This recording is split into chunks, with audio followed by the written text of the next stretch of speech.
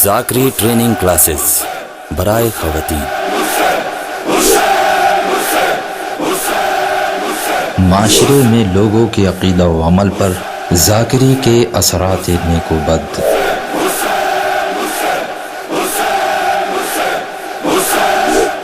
اعوذ باللہ من الشیطان الرجیم، بسم اللہ الرحمن الرحیم، الحمد للہ رب العالمین، والصلاة والسلام علی اشرف الانبیاء والمرسلین، سیدنا و مولانا ابی القاسم محمد۔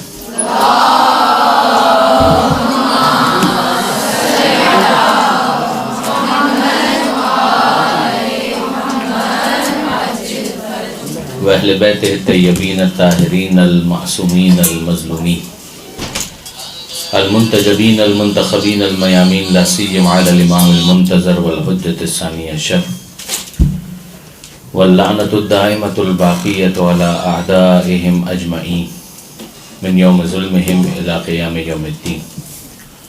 اللہم انا نرغب الیک فی دولۃ کریمہ تعز بها الاسلام و اہلہ، وتذل بها النفاق وأهله، وتجعلنا فيها من الدعاة إلى طاعتك والقادة إلى سبيلك، وترزقنا بها كرامة الدنيا والآخرة۔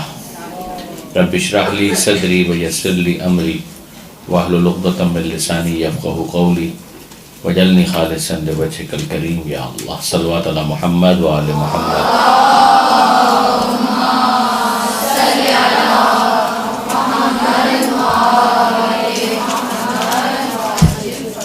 اما بعد، بہت خوشی ہے، میں اتنا کراؤڈ ایکسپیکٹ نہیں کر رہا تھا، مگر ماشاءاللہ آپ سب کے سب اس شعبے سے وابستہ ہیں، ذکر امام حسین کے حوالے سے فعال ہیں۔ پروردگار عالم آپ کی توفیقات میں اضافہ فرمائیں انشاءاللہ، اور جو کوششیں آپ کر رہے ہیں اسے اپنی بارگاہ میں قبول فرمائیں۔ جو موضوع ہمارا ہے اس کا تعلق ہے اثرات کے ساتھ، کہ ذاکری یا ذاکر یا ذاکرہ معاشرے پر جو اس کے اثرات ہوتے ہیں یا ہو سکتے ہیں، وہ نیک بھی ہو سکتے ہیں، بد بھی ہو سکتے ہیں، پازیٹیو بھی ہو سکتے ہیں، نیگیٹو بھی ہو سکتے ہیں۔ وہ اثرات ممکنہ طور پر کیا ہیں، اس کے اوپر کچھ گفتگو آج ہماری ہے، اور میں بعد میں زیادہ وقت چاہوں گا آپ کے سوالات کو دینا، کہ اگر آپ کے ذہن میں کچھ سوالات ہیں تو آپ کریں گے، لیکن ابتدائی کچھ باتیں۔ تو پہلا ایک اثر بہت جو خراب ہوتا ہے وہ یہ کہ اگر ذاکر ٹائم پڑھنا ہے تو جو سننے والے ہیں ان کے اوپر ایک بہت برا اثر پیدا ہوتا ہے، جو آپ نے خود محسوس کیا ہوگا۔ آج ہم تقریباً 20 منٹ لیٹ ہوئے ہیں، اس کی کچھ وجوہات تھیں، لیکن بہرحال اس کی ڈیٹیلز میں جا کر میں مزید آپ کو انگیج نہیں کرنا چاہوں گا، لیکن یہ واقعاً اپنے جگہ پر بہت کاؤنٹ کرتا ہے۔ اصولی طور پر اگر آپ دیکھیں اس موضوع کے حوالے سے، تو انسان اپنے ماحول سے انفلوئنس ہوتا ہے، یعنی اگر آپ پیغمبر اکرم کی اس حدیث کی طرف متوجہ ہیں کہ جس میں پیغمبر یہ ارشاد فرماتے ہیں کہ کل مولود یولد علی الفطرہ، کہ ہر پیدا ہونے والا بچہ فطرت پر پیدا ہوتا ہے، فابواہ، یہ اس کے ماں باپ ہوتے ہیں، یحودان، جو اس کو یہودی بنا دیتے ہیں، یمجسان، اس کو مجوسی بنا دیتے ہیں، وہ ینصران، اور اس کو عیسائی بنا دیتے ہیں۔ اب یہ تین تو مثالیں ہیں، ورنہ اس کے علاوہ بھی جتنی چیزیں ہیں اس کے اندر انفلوئنس بہت کاؤنٹ کرتا ہے۔ اب جب بچہ اس دنیا میں آتا ہے تو ظاہر ہے کہ کچھ چیزیں تو وہ ہیریڈیٹی میں لے کر آتا ہے، انہیریٹنس کے اندر لے کر آتا ہے، موروثی طور پر، اس پر تو کسی کا کوئی اختیار نہیں ہے۔ مگر جیسے ہی وہ اس دنیا میں آتا ہے اور اپنے حواس کو یوز کرنا شروع کرتا ہے، تو کچھ وہ دیکھ رہا ہے، کچھ وہ سن رہا ہے، اور بالآخر وہ اپنی زبان کو بھی استعمال کرے گا، اپنے ہاتھوں کو بھی یوز کرے گا، لامسہ، جو اس کو ٹچ کر کے بہت ساری چیزوں کو فیل کرتا ہے۔ یہ تمام تر چیزیں اس کو انفلوئنس کر رہی ہیں، کوئی ڈیٹا پرووائڈ کر رہا ہے، ماحول کے اندر کیا ہو رہا ہے، کس طریقے سے لوگ کپڑے پہنتے ہیں، کس طریقے سے لوگ چلتے ہیں، کس طرح سے لوگ کھاتے ہیں، کس طرح سے پکاتے ہیں، یہ وہ تمام تر چیزیں ہیں جو آہستہ آہستہ آہستہ آہستہ اس کو انفلوئنس کرتی ہیں۔ زبان، لوگ کیا بول رہے ہیں، یہ ایسے ہی تو نہیں ہے کہ انگریز کے گھرانے کے اندر جو بچہ ہے وہ انگریزی بولتا ہے، فلوئنٹلی بولتا ہے، اور ہمارے یہاں اگر کوئی پیدا ہوتا ہے تو وہ اردو بولتا ہے، تو وہ کچھ سن رہا ہے، اور اس کے ذریعے سے جو ایک انفلوئنس اس کے اوپر آ رہا ہے اس کو وہ قبول کرتا ہے۔ یہ اثرات ہیں کہ جو اس کے اوپر مرتب ہوتے ہیں، یہ بالکل نیچرل ہے، آبزرویشن ہماری اس کا ساتھ دیتی ہے۔ اگر ہم خاص دینی کانٹیکس کے اندر بات کریں تو دینی کانٹیکس کے اندر اگر ایک بچہ مسجد میں جاتا ہی نہیں ہے تو ظاہر ہے کہ مسجد کے جو اثرات ممکنہ طور پر ہو سکتے ہیں وہ اس سے محروم ہے. اگر ایک بچہ ایسا ہے کہ جو امام باڑے میں جاتا ہی نہیں ہے, حسینیے میں, عزا خانے میں نہیں جاتا امام بارگاہ میں, تو وہ ان اثرات سے محروم ہے. لیکن اگر وہ مسجد جا رہا ہے, امام بارگاہ جا رہا ہے, تو وہاں پر جو کچھ بھی ہو رہا ہے وہ بھی اس کو اسی طریقے سے انفلوئنس کرے گا کہ جس طرح سے اور بہت ساری چیزیں اس کو انفلوئنس کر رہی ہیں. پھر اس کے بعد جو ایک ریلیجن کی سینکٹیٹی ہوتی ہے, جو عام طور پر جو اس کا ایک تقدس ہوتا ہے, یعنی ایک ایسا گھرانہ ہے کہ جس کے اندر ماں باپ جو ہے برائے نام مسلمان, جیسے کرسچنس کے یہاں ہوتا ہے کہ بظاہر وہ کرسچنز ہوتے ہیں, لیکن اگر آپ ان کو پوچھیں تو بہت سارے ایسے ہیں جو کہتے ہیں کہ وی آر نان بلیورس, کہ ہم خدا میں یقین نہیں رکھتے. ٹھیک ہے, ہمارے چونکہ ماں باپ یا ایک عرصے سے ہمارے خاندان کے اندر ایک ریلیجن چلا آ رہا ہے تو ہم کو بھی لوگ کرسچن کہتے ہیں, but practically we are non believers. ہم اللہ پر یا خدا پر یا گاڈ کے اوپر ہم یقین نہیں رکھتے. اب اگر یہ شخص ہے وہ اگر چرچ کے اندر بھی چلا جائے گا تو بہت ہی ہاف ہارٹیڈلی جائے گا, اس کی کوئی ولنگنیس اس کے اندر نہیں ہے, کوئی وہ اندر سے اس کی طرف مائل ہی نہیں ہے. تو وہ بہرحال جا رہا ہے ایک برائے نام خانہ پوری کرنے کے لیے. تو اس کے ساتھ جو اس کے بچے بھی جا رہے ہیں تو ان کا بھی آہستہ آہستہ مزاج یہی ہے کہ ٹھیک ہے ہم جا تو رہے ہیں, لیکن یہ کہ ہمیں کوئی بہت زیادہ اس کو سنجیدگی سے لینے کی ضرورت نہیں ہے. وہ جو پریسٹ کہہ رہا ہے یا پادری کہہ رہا ہے اس کو ہمیں بہت زیادہ سنجیدگی سے لینے کی ضرورت نہیں ہے. دوسری طرف ہم یہ دیکھتے ہیں, درود بھیجے گا محمد والے محمد.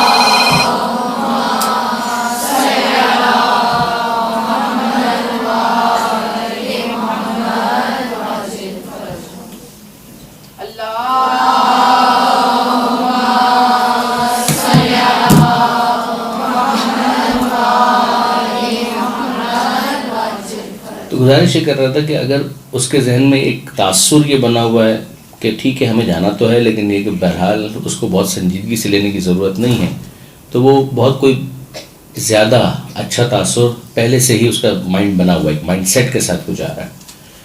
کیا اس کے بعد امکان ہوتا ہے کہ یہ افراد جو ہیں تبدیل ہو جائیں؟ بالکل امکان ہوتا ہے, لیکن یہ کہ اس کے امکانات اتنے زیادہ نہیں ہوتے ریلیٹیولی جب ہم بات کرتے ہیں. اگر ہم مثلاً اسلامی معاشرے کے اندر یا پریسائزلی ہم کہیں مسلمانوں کے معاشرے میں, اور مسلمانوں کے معاشرے کے اندر پھر ہم پریسائزلی بات کریں مومنین کے معاشرے کے اندر, تو الحمدللہ ہم اس بات کو جانتے ہیں کہ نہ فقط پاکستان میں, ایران میں, ہندوستان میں, بلکہ ورلڈ اوور وہ افراد جو بہت زیادہ ریلیجیس نہیں بھی ہوتے ہیں اس کے باوجود عزاداری کے حوالے سے وہ ایک حساسیت رکھتے ہیں, ایک سینسٹیوٹی ان کے اندر موجود ہوتی ہے. یعنی ایسے افراد ہیں کہ جو اوور آل ریلیجن کے حوالے سے بہت زیادہ نان سیریس ہیں, جن کے لیے عام طور پر محاورہ بھی یہ مشہور ہو گیا ہے کہ یہ 10 دن کی شیعہ ہیں, یا صرف محرم کی شیعہ ہیں, یا فقط ایام اعضا کی شیعہ ہیں. مگر یہ جملہ خود بتا رہا ہے کہ اگرچہ وہ دین کی دوسری تعلیمات کے بارے میں شاید اتنے زیادہ حساس نہیں ہیں, مگر عزاداری کے حوالے سے ان کے اندر ایک حساسیت پائی جاتی ہے. تو الحمدللہ کہہ سکتے ہیں ہم کہ ابھی بھی یہ انسٹیٹیوٹ ہمارا ایسا ہے ذکر اور ذاکری کا کہ جس کے ذریعے سے بہت زیادہ ایک ایفیکٹو رول پلے کیا جا سکتا ہے اور پلے کیا جا رہا ہے. جو مراسم اعضا ہیں ان کے ذریعے سے, جو مجالس ہیں ان کے ذریعے سے, اسی طریقے سے اس ماحول کے ذریعے سے کہ جس کے اندر یہ تمام تر چیزیں منعقد کی جاتی ہیں, ایک بہت ہی اچھا اثر کریٹ کیا جا سکتا ہے. اب آئیے تھوڑا سا ہم اپنی بات کو اور زیادہ آگے بڑھائیں اور تھوڑا سا ڈیپلی اس کے اندر جا کر چیک کریں, تلاش کریں. اگر ہم شہر کراچی کو فوکس کریں اور ساتھ ہی ساتھ ہم پنجاب کے کسی دوسرے شہر کو فوکس کریں, ہمیں ایک بہت نمایاں فرق نظر آتا ہے, بہت نمایاں فرق. کراچی کی ذاکری میں اور پنجاب کی ذاکری کے اندر ایک زمین تا آسمان فرق ہے. اس کے اندر ایک بنیادی فرق یہ بھی ہے کہ ذکر کرنے والے کون افراد ہیں. میں کسی کی خلوص پر بات نہیں کر رہا, سب مخلص ہیں ماشاءاللہ, لیکن یہ کہ بہرحال ہم دیکھتے ہیں کہ شہر کراچی کے اندر جو پہلے 10 دن ہوتے ہیں خاص طور پر, اس میں اگر آپ تلاش کریں گے تو آپ کو علماء بہت نظر آئیں گے, وہی علماء جو ذاکر بھی ہیں. اگر ایک عالم بھی ہے لیکن اس کو ذکر کرنا نہیں آتا ہے تو ظاہر ہے کہ وہ ممبر پر کامیاب نہیں ہو پائے گا. یہ ہوتا ہے, کئی دفعہ ایسا ہوتا ہے کہ اگر ایک شعبہ ہے اس کا بہت بڑا ماہر ہے مگر اس کو بولنا نہیں آتا, we can't be a good professor. مثلا اگر آپ میڈیکل فیلڈ کی آپ بات کریں, ہو سکتا ہے کہ ایک شخص بہت اچھا ڈاکٹر ہو, اس نے PhD بھی کر لیا ہو, مگر آپ اس کو کھڑا کر دیں ایک لیکچر روم کے اندر یا لیکچر ہال کے اندر تو وہ نہ بول پائے, تو اس کے علم سے انکار نہیں ہے, لیکن عین ممکن ہے کہ وہ شخص وہاں پر فیل ہو جائے، بول نہ پائے، سیمینار ہال کے اندر اس کی ٹانگیں کانپنے لگے. تو یہ جو اپنی جگہ پر پریزنٹیشن ایک فن ہے، جو ہمارے یہاں پریسائزلی ذاکری کہا جاتا ہے، ایک فن ہے. تو اگر اس فن کے اندر اس نے محنت نہیں کی ہے تو اپنے علم کے ساتھ بھی وہ فیل ہو جائے گا. جو میں عرض کرنا چاہ رہا تھا وہ یہ کہ اگر آپ غور کریں تو ہوتا یہ ہے کہ ہمارے یہاں مثلاً کراچی شہر کے اندر جو عشرہ اولیٰ کے اندر خاص طور پر جو بڑے مقامات ہیں وہاں پر عام طور پر ہم دیکھتے ہیں کہ وہ افراد ہوتے ہیں کہ جو فن ذاکری کے اندر ماہر بھی ہوتے ہیں اور ساتھ ہی ساتھ علماء ہوتے ہیں. تو اس کا نتیجہ یہ نکلتا ہے کہ جو افراد وہاں پر بیٹھے ہوئے ہیں وہ سن رہے ہیں تو ان کے ذہنوں کے اندر بہت سارے سوالات ہوتے ہیں، ذاکر اس کو انٹیسپیٹ کرتا ہے اور ان سوالات کو ایڈریس کرنے کی کوشش کرتا ہے، تو بہت کچھ وہ لے کر اٹھتے ہیں وہاں سے. دوسری طرف ہم دیکھتے ہیں کہ اگر ایسا معاملہ نہ ہو تو ٹھیک ہے، ایک ریچول کے اعتبار سے تو ایک بہت اچھا کام تو ہو گیا کہ بہرحال عزاداری تو منعقد ہوئی، کچھ نہیں ہوا تو یا حسین تو ہوا، مگر ساتھ ہی ساتھ جو امام حسین علیہ السلام کے حوالے سے جو مقصد تھا، دوسری چیزیں تھیں جو آگے پیچھے باتیں تھیں، ان میں سے کسی چیز کو بھی ایڈریس نہیں کیا گیا. تو معلومات کا بھی فقدان رہ جاتا ہے، ساتھ ہی ساتھ کوئی ایک بہت بڑی مؤثر تبدیلی ہمیں نظر نہیں آ پاتی. اب میں آپ کی خدمت میں عرض کروں کہ آپ علامہ رشید ترابی سے شروع کریں، علامہ سید علی نقی سے شروع کریں، ورنہ تو آپ پیچھے جائیں تو علامہ سید حسن تک ہم جا سکتے ہیں لکھنؤ میں، لیکن نہیں، ہم تھوڑا سا ہم کراچی ہی کے اندر فوکس کریں. علامہ رشید ترابی ایک بہت بڑے منجھے ہوئے خطیب تھے، بہت بڑے، یعنی واقعاً خطابت کے حوالے سے یہ کہا جا سکتا ہے کہ انہوں نے ایک جہد کو متعارف کروایا، کہ ایک رخ دیا کہ اس طریقے سے خطابت ہوتی ہے، اس طریقے سے تقریر ہوتی ہے. انفلوئنس کے اعتبار سے اگر آپ دیکھیں تو یہ بھی کم انفلوئنس نہیں ہے، آثار کے اعتبار سے یہ چھوٹا ایک اثر نہیں ہے، ایک چھوٹا ایفیکٹ نہیں ہے کہ حضرت علامہ رشید ترابی نے جو انداز اختیار کیا اس کو شیعہ علماء تو آپ چھوڑیے، برادران اہل سنت کے بہت سارے علماء نے اس کو فالو کرنا شروع کیا. انہوں نے اپنی تقریروں کو اسی طریقے سے مرتب کرنا شروع کیا کہ جو علامہ رشید ترابی کا انداز تھا. یعنی اس کے اندر میں بہت سارے نام آپ کے سامنے پیش کر سکتا ہوں، بلکہ کچھ نام تو ان افراد کے بھی پیش کر سکتا ہوں کہ جو خالصتاً اینٹی شیعہ ہیں، یعنی اہل سنت کے وہ علماء بھی ہیں کہ جو اینٹی شیعہ نہیں ہیں، خوش عقیدہ افراد ہیں، اہل بیت سے محبت رکھنے والے ہیں. ان کو تو آپ چھوڑیے، وہ تو یقیناً متاثر ہوئے. دوسری طرف آپ دیکھیں گے کہ وہ افراد کہ جنہوں نے اپنا پورا ایجنڈا یہ بنایا تھا کہ کسی طریقے سے شیعہ کلچر کو، شیعہ تھیولوجی کو ایلیمنیٹ کیا جائے، ختم کیا جائے، ان کے یہاں بھی جب تقریر کی بات آئی تو ہم دیکھتے ہیں کہ over the period of time انہوں نے اس انداز کو اختیار کیا جو علامہ رشید ترابی کا انداز تھا. تو اب اس کو آپ ریلیجس پیرامیٹر کے اندر بھی نہیں دیکھیں گے، آپ دیکھیں گے کہ بہت سے باہر کے جو افراد ہیں وہ بھی اس انداز کو اختیار کرنے پر مجبور ہو گئے، انہوں نے اس انداز کو اختیار کیا. یہ ایک اثر ہے اور بہت عمدہ اثر ہے کہ کس طریقے سے بولا جاتا ہے، کس طریقے سے بیان کیا جاتا ہے، وہ طریقہ کار بہت سارے افراد نے وہاں سے لیا اور اس کو فالو کیا. دوسری چیز کہ مثلاً جو خطیب جو بول رہا ہے اور جو اتنا متاثر کر رہا ہے، خود وہ کیسی زبان استعمال کرتا ہے، خود اس کو زبان کے اوپر کتنا کنٹرول ہے. مثلاً وہ اہل زبان ہے یا نہیں ہے، محاوروں سے واقف ہے یا نہیں ہے، جس زبان کے اندر گفتگو کر رہا ہے اس کے ادبیات کو اس نے کتنا اسٹڈی کیا ہے، اس لٹریچر کو وہ کتنا جانتا ہے. اس کا موضوع تو ایک ہے، مثلا وہ کربلا کو ڈسکس کر رہا ہے، اسلام کو ڈسکس کر رہا ہے، سجدے پہ بات کر رہا ہے، یقین پر بات کر رہا ہے، مثلا دعا پر بات کر رہا ہے، لیکن ساتھ ہی ساتھ اب کہ اس زبان کے اوپر اس کو کتنا تسلط ہے. وہ زبان جو وہ استعمال کر رہا ہے وہ اردو ہے. تو میر انیس کو اس نے کتنا پڑھا ہے. چلیے میر انیس کی شاعری تو پھر ایک خالصتاً ہم کہیں کہ ایک اسلامک یا کربلا والوں کی شاعری، لیکن ساتھ ہی ساتھ مرزا غالب، میر تقی میر، یہ ساری چیزیں جب ان کے اشعار اس کی تقریر کے اندر شامل ہو جاتے ہیں، بلینڈ ہوتے ہیں، تو اس کا نتیجہ کیا نکلتا ہے؟ اس کا نتیجہ یہ نکلتا ہے کہ معاشرے کے اوپر ایک ایسا اثر آتا ہے جس کو ہم کہتے ہیں کہ تہذیب جو ہے وہ آگے بڑھ رہی ہے، ایسا نہیں کہ پیچھے کی طرف جا رہی ہے. لیکن اگر واقعاً وہی خطیب ہے اور وہ مثلا وہ انداز اختیار کرے جو بڑا عامیانہ صوفیانہ انداز ہو، تو ہو سکتا ہے کہ خطیب وہ اچھا ہو، خطیب اس اعتبار سے وہ اچھا ہو کہ مجمع کو مسمرائز کر لیتا ہو، مجمع کو پوری گرپ میں لے لیتا ہو، لیکن اگر وہ خود الفاظ کے چناؤ کے اندر محتاط نہیں ہے تو اس کا نتیجہ کیا نکلے گا؟ اس کی زبان بازاری ہوگی، اور جب بازاری زبان وہ استعمال کرے گا تو جو سننے والے اس سے متاثر ہو رہے ہیں ان کی بھی زبان بازاری بنتی چلی جائے گی. آپ نے ایک جملہ عام طور پر سنا ہوگا کہ ایک زمانہ تھا کہ جب خبرنامہ سن کر لوگ اپنی اردو اچھی کر کیا، یعنی اردو کی جو غلطیاں تھیں ان کو پوائنٹ آؤٹ کیا کرتے تھے اور بہتر کیا کرتے تھے کہ اس طریقے سے ہمیں اردو بولنی چاہیے. اور اب کیا معاملہ ہے؟ اب معاملہ یہ ہے کہ شاذ ہی آپ کو کچھ ایسے افراد نظر آئیں کہ جو خبر پڑھتے ہوں، خبر نامہ پڑھتے ہوں اور اس کے اندر غلطیاں نہ کرتے ہوں. اس کا رزلٹ کیا نکلتا ہے کہ جو سننے والے افراد ہیں ان کی بھی جو زبان ہے وہ خراب ہونا شروع ہو جاتی ہے. تو خود زبان پر، تہذیب پر بھی اس کے اثرات بہت زیادہ نمایاں ہوتے ہیں. ایک اور اسٹیپ آگے بڑھیں. ہمارے یہاں میں نام نہیں لوں گا، بعض افراد نے بہت ہی اچھا کام کیا تبلیغی اعتبار سے، نماز، روزہ، حجاب، ان تمام تر چیزوں پر بڑی محنت کی، واقعا کوئی شک نہیں. ایک پرابلم میں دیکھتا ہوں ایک طالب علم کی حیثیت سے، اور اسی لیے میں نام نہیں لے رہا ہوں، ایک طالب علم کی حیثیت سے میں ایک پرابلم دیکھتا ہوں. ہمارے بہت سارے افراد متاثر ہوئے اور انہوں نے اسی انداز سے مجلسیں پڑھنا شروع کی، خواتین کے اندر بھی، مردوں میں بھی.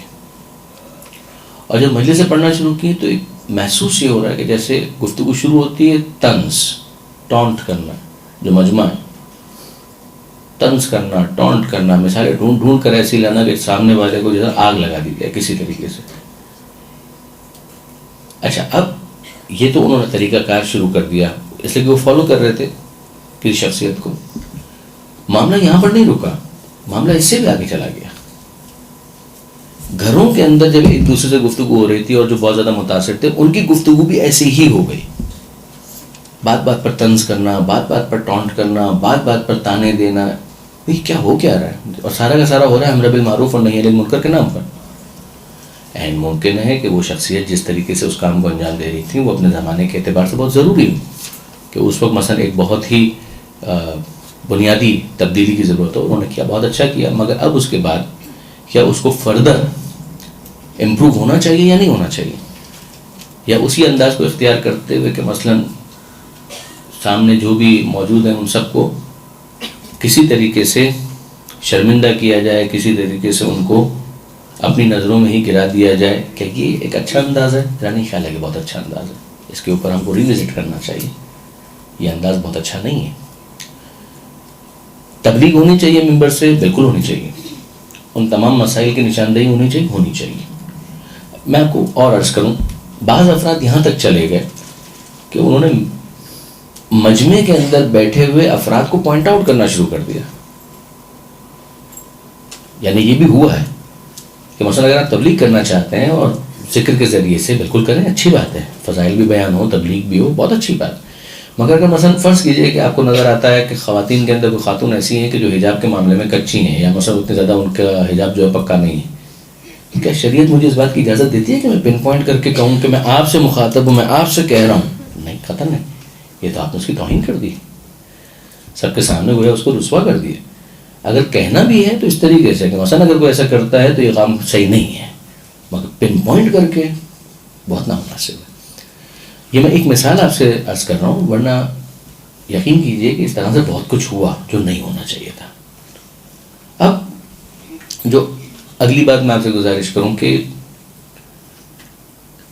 یہ معاملات اور آگے بڑھتے ہیں کہ جب ہم دیکھتے ہیں کہ نیگیٹیولی، یعنی پازیٹیولی بھی اور نیگیٹیولی بھی، اگر ممبر ہی سے اس بات کو تکرار کے ساتھ بیان کیا جائے بار بار ایک ہی چیز کو کہ عمل کی کوئی اہمیت نہیں ہے، عمل کی کوئی اہمیت نہیں ہے، عمل کی کوئی اہمیت نہیں ہے، تو کیا آپ اس معاشرے سے یہ توقع کرتے ہیں کہ اس معاشرے کے اندر واقعاً جو افراد ہیں جو ذاکر سے بہت زیادہ متاثر ہیں وہ عمل کی طرف کبھی آئیں گے؟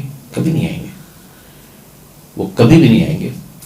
لیکن اگر ساتھ ہی ساتھ یہ والا معاملہ ہو کہ جو ممبر ہے اس ممبر سے ان باتوں کو ایک بیلنس انداز میں پیش کیا جا رہا ہو، کہ جہاں عقائد کے اوپر بھی زور دیا جا رہا ہو، اعمال کے اوپر بھی زور دیا جا رہا ہو، اخلاق کو بہتر بنانے کی طرف بھی متوجہ کیا جا رہا ہو، ساتھ ہی ساتھ لوگوں کی معلومات میں اضافہ بھی کیا جا رہا ہو، ان کی تاریخی معلومات، تفسیری معلومات، حدیث سے متعلق معلومات. تو آپ دیکھیں گے کہ معاشرے کے اندر ایک وہ ٹرینڈ آئے گا کہ جو ڈرائنگ روم کا ڈسکشن ہوتا ہے وہ بہت امپروو ہو جائے گا. یعنی رول ممبر کا ہے مگر جو گفتگو ڈرائنگ روم کے اندر ہوتی ہے وہ بہت امپروو ہو جائے گی. لوگ آتے ہیں، ممبروں سے سنتے ہیں اور اس کے بعد پھر اپنے گھروں کے اندر جا کے ڈسکس کرتے ہیں، بھائیوں سے ڈسکس کرتے ہیں. عید پر بیٹھے ہیں تب ڈسکشن ہو رہا ہوتا ہے کہ فلاں عالم نے یہ کہا تھا، فلاں ذاکر نے یہ کہا تھا، فلاں ذاکرہ نے یہ کہا تھا. اگر وہاں سے اس کو جو فیڈنگ مل رہی ہے وہ اچھی ہے تو وہ ڈسکشن جو آگے ہو رہا ہے وہ بھی اچھا ہوگا. یعنی اس کی آسان سی مثال کیا ہے کہ آپ کے نل میں وہی پانی آئے گا جو ٹنکی میں. جب آپ نل کھول رہے ہیں تو نل کے اندر جو پانی آ رہا ہے تو اس کا سورس کیا ہے؟ جو ٹینکی کے اندر، ٹینک کے اندر اسٹور ہے وہی پانی آنا ہے. تو جو آپ نے ممبر سے معاشرے کے اندر فیڈنگ کی ہے اس نے بہرحال آگے جا کر ڈسکشن کا ٹاپک بننا ہے. تو یہاں سے اگر اچھی باتیں جا رہی ہیں، پازیٹیو باتیں جا رہی ہیں، تو اس نے وہاں پر ایک اچھا موضوع کریٹ کرنا ہے. اور اگر یہاں سے کوئی بری چیز جا رہی ہے تو اسے بھی ڈسکس تو ہونا ہے. فلاں ذاکر یہ کہہ رہا تھا، فلاں ذاکرہ یہ کہہ رہی تھی، وہ اس طریقے سے بولتا ہے، وہ اس طرح سے بولتا ہے.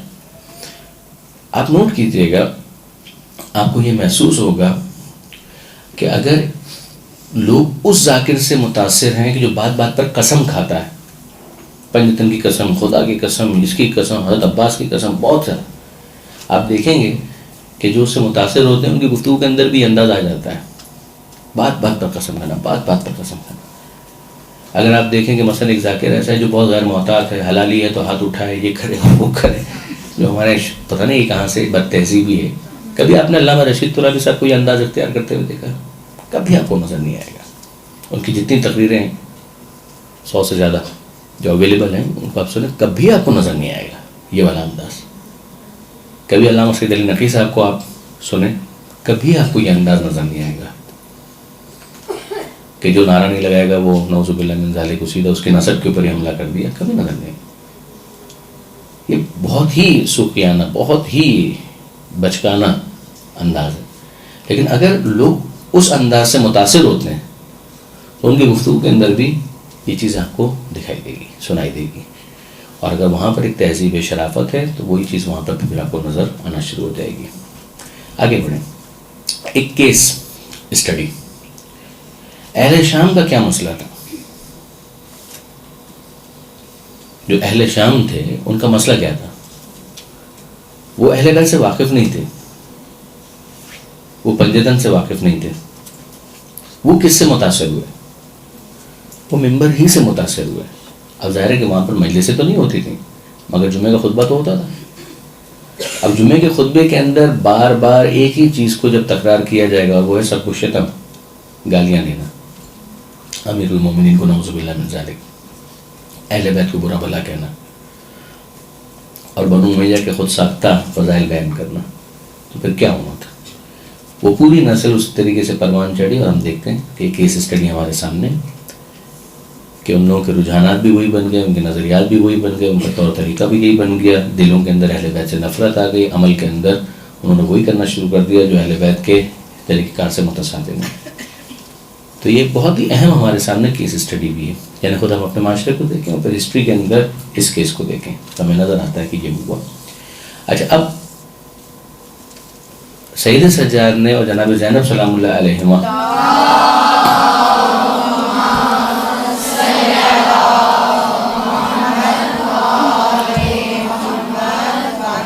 انہوں نے جو اس انداز کو نیوٹرلائز کیا ہے، ختم کیا ہے، اس کو بیلنس کرنے کی کوشش کی ہے، وہ بھی خطبے کے ذریعے سے کی ہے. جناب زینب کا جو خطبہ ہے، سید سجاد کا جو خطبہ ہے، وہ بھی تو خطبہ ہے بالآخر.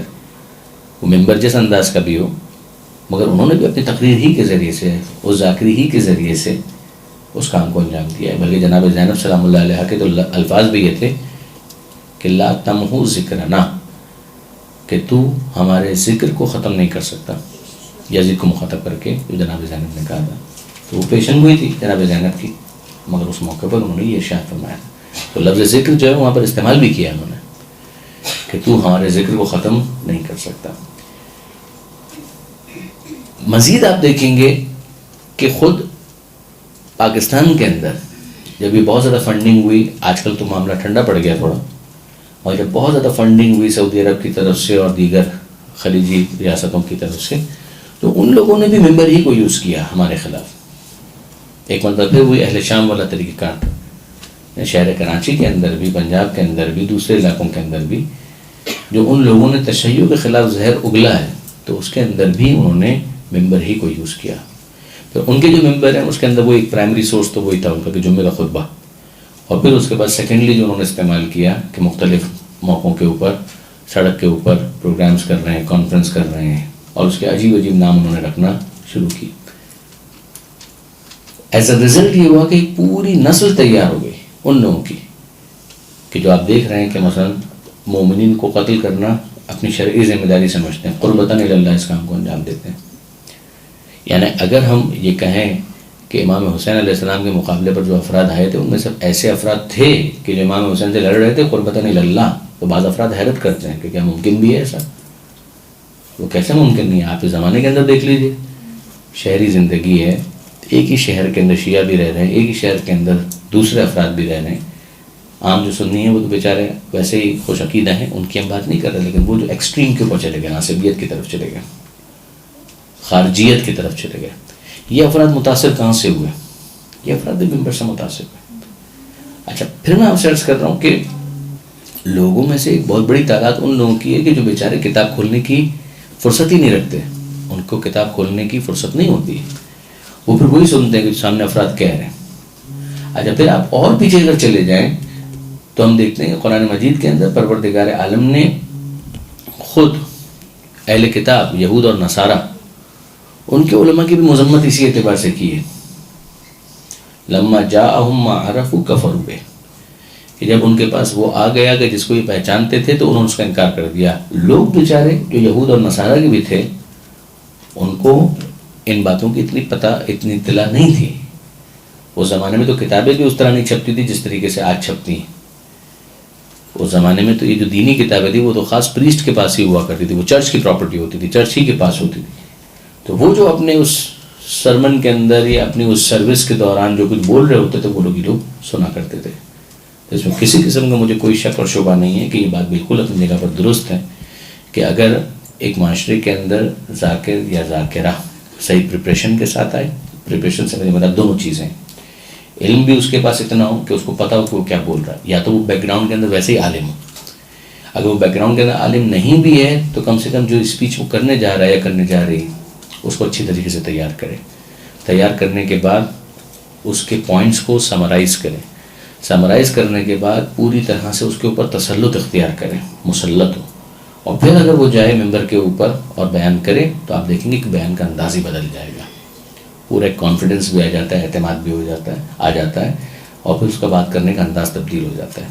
لیکن اگر وہ ایبرپٹلی جا رہا ہے، بغیر کسی تیاری کے جا رہا ہے، ممبر پہ جا کر تیار کرنا چاہ رہا ہے اپنے مضمون کو، تو اس کے اندر وہ بات نہیں آ سکتی. پھر اس کے بعد فنکاریاں شروع ہوتی ہیں، پھر اس کے بعد انشن بہت ساری باتیں جو ہیں اس کے اندر ایڈ اپ ہونا شروع ہوتی ہیں.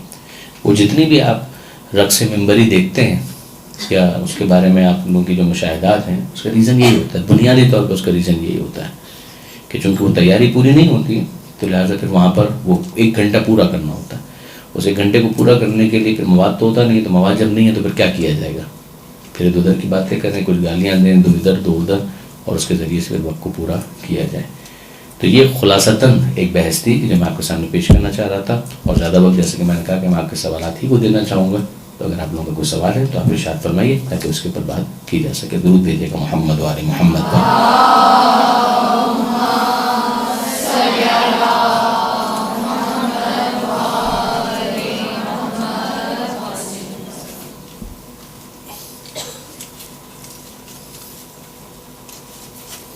اچھا، کیوں آپ لوگ مائک وائک پہ سوال نہیں کرتے ہیں کہ؟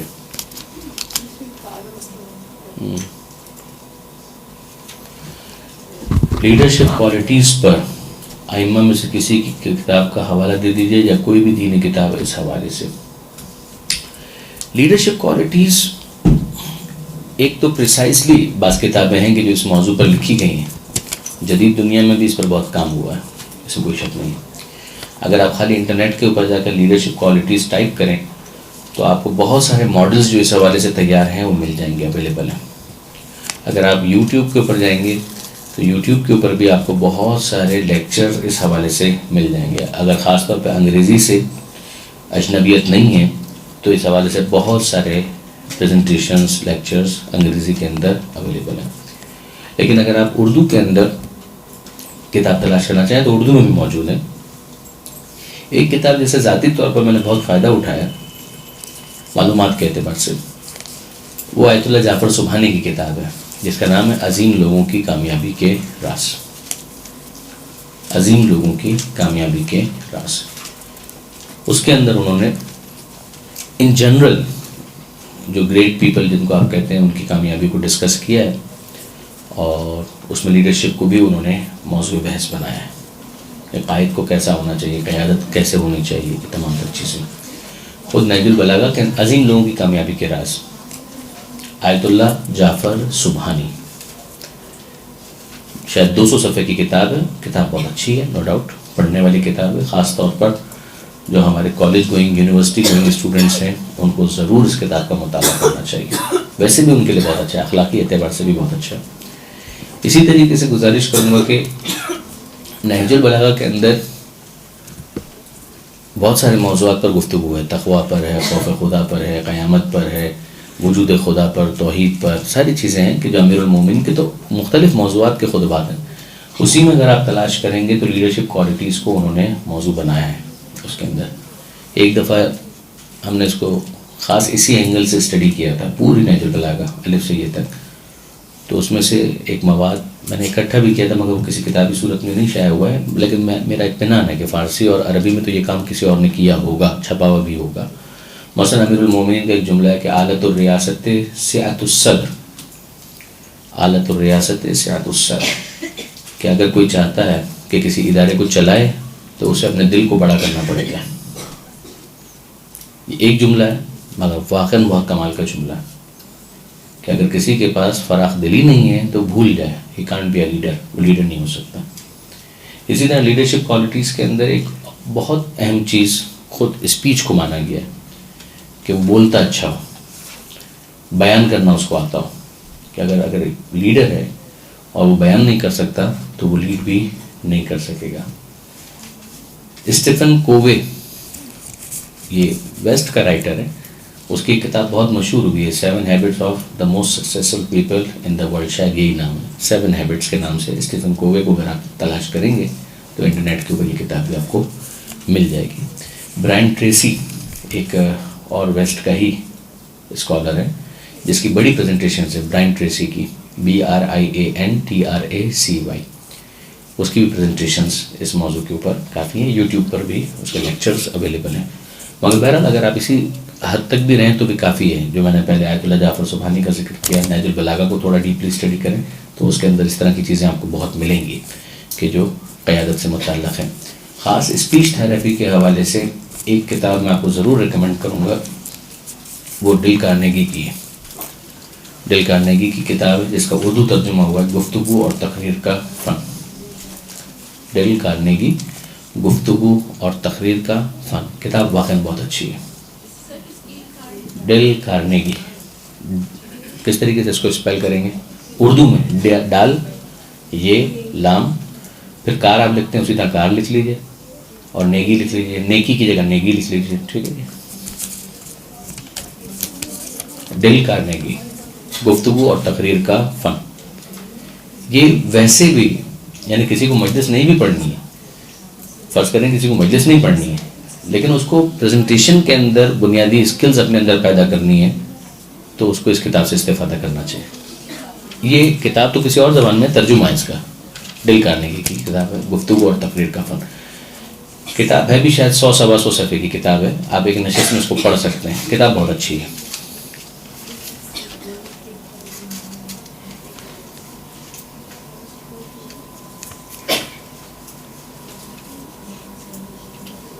اب یہ یا تو کوئی پڑھ کے مجھے بتا دے کہ کیا لکھا ہے اس کے اندر.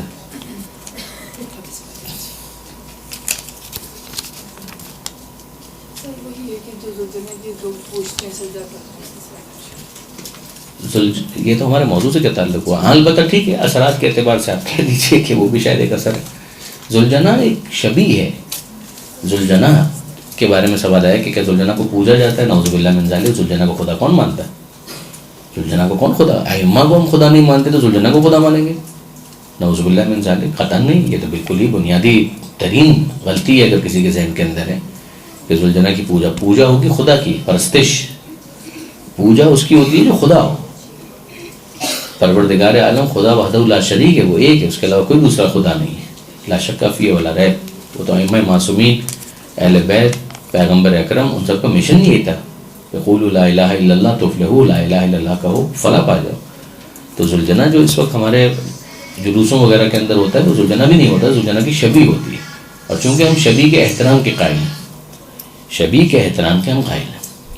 مثلا آپ کی والدہ کی تصویر آپ کے پاس ہے، تو آپ کی والدہ کی تصویر آپ کے پاس ہے، آپ کی والدہ تو آپ کے والیٹ کے اندر نہیں آ گئی، لیکن فرض کریں خدا نہ کرے کوئی ایسا کرے کہ آپ کی والدہ کی تصویر لے اور اس کو زمین کے اوپر رکھے اور اس کے اوپر پیر ڈال لگا دے، آپ کو اچھا لگے گا؟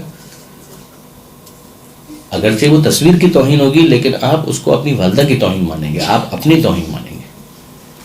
جو تصویر ہے اور شبیہ ہے ان دونوں میں کوئی فرق نہیں ہے، تصویر اور شبیہ میں کوئی فرق نہیں، کسی قسم کا کوئی فرق۔ تعزیہ شبیہ ہے، جو اصل روضہ ہے اس کی شبیہ ہے۔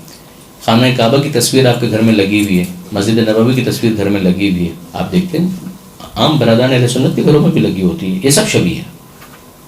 وہ اس کو شبیہ کہیں نہ کہیں، چیز وہی ہے۔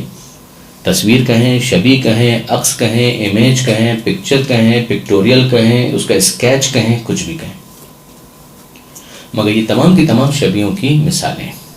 یہ جو ہے وہ عملی طور پر زلجنہ کو جو نکالا جاتا ہے وہ عملی ایک شبیہ، پریکٹیکلی۔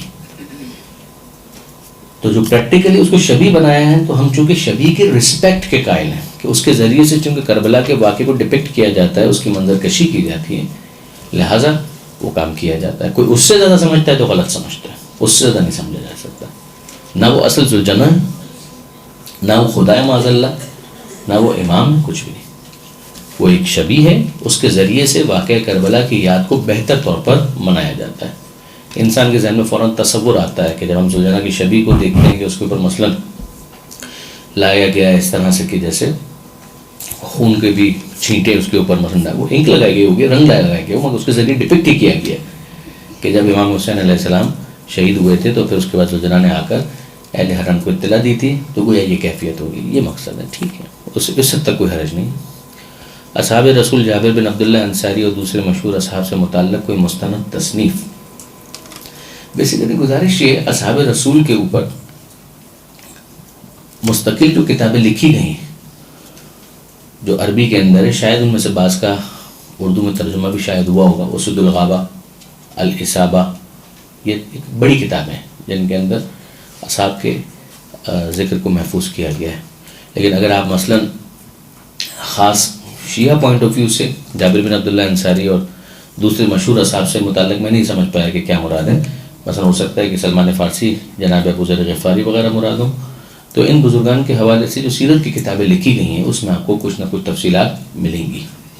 علامہ مجلسی کی شاید کتاب عین الحیات اردو کے اندر جو موجود ہے اس میں بھی بعض صحابہ کرام کا ذکر نسبتاً کافی تفصیل کے ساتھ آیا۔ جابر بن عبداللہ انصاری کا ذکر آپ کو مقتل کی بھی کتابوں میں، چونکہ وہ کربلا کے پہلے ظاہر ہونے کے حوالے سے ان کی شہرت ہے، لہٰذا وہاں پر بھی جو مقتل سے متعلق کتابیں لکھی گئی ہیں اس کے اندر بھی آپ کو کچھ نہ کچھ تفصیل ملے گی۔ مثلا علی نظری منفرد کی کتاب ہے صحیفہ کربلا، اس کے اندر بھی جناب جابر بن عبداللہ انصاری کا کچھ نہ کچھ ذکر موجود ہے۔ جی ارشاد۔